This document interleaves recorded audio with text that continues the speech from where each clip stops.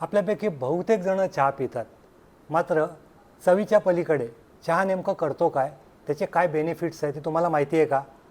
ते आज आपण जाणून घेऊया. आधी चहाचे प्रकार बघू. ब्लॅक टीचं तुम्ही नाव ऐकलं असेल. ब्लॅक टी ही गुणकारी आहे. त्याच्यात अँटीऑक्सिडंट लेवल खूप चांगली असते, त्याच्यामुळे आपली इम्युन सिस्टीम सुधारायला मदत होते, स्ट्रेस लेवल कमी होते आणि आपलं मेटाबॉलिझमसुद्धा सुधारू शकतं. अर्थात त्याला थोडा वेळ लागतो, हे लवकर होत नाही. दुसरं ग्रीन टी. व्यायाम करणाऱ्या प्रत्येकाला हे नाव माहिती असेल. ग्रीन टी जणू एक त्यांचा डाएटचा भाग असतो. त्याच्यात पॉलिफेनॉल नावाचा एक घटक असतो, ज्याच्यामुळे आपला स्ट्रेस कंट्रोलमध्ये राहतो आणि आपल्याला त्रास होत नाही. त्याशिवाय पोटॅशियमची मात्रा खूप चांगली असल्यामुळे व्यायामानंतर जो थकवा असतो किंवा क्रॅम्प येणं असतं ते कमी होतं. खास करून चायनीज मार्शल आर्टचे खेळाडूंनी याची सुरुवात केलेली. आता सगळ्या जगातले खेळाडू आणि व्यायामपटू याचं सेवन करतात. हर्बल टीचं तुम्ही नाव ऐकलं असेल. याचा सर्वात चांगला बेनिफिट म्हणजे चहा का पिऊ नये असं लोक म्हणतात.